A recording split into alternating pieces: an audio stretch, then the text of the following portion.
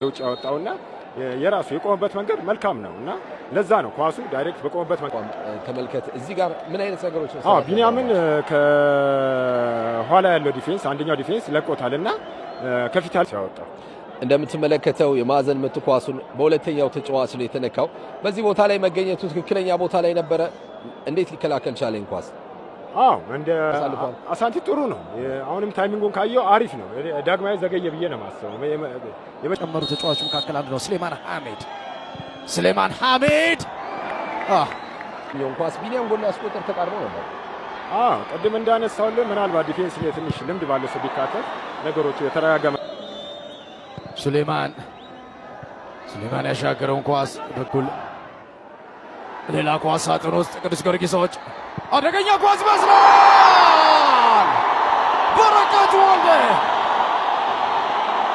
የውድድር ዓመቱን ሁለተኛ ቅዱስ ጊዮርጊስ የ2015 የውድድር ዓመት የፕሪሚየር ሊጉ ሻምፒዮን የሚለው ጽሑፍ እየተጻፈ እየተቀረጸ ይገኛል።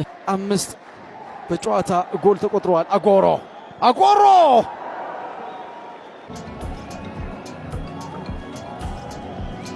የውድድር ዓመቱ ጉዞ በብዙ መንገዶች የታጀቡ ናቸው።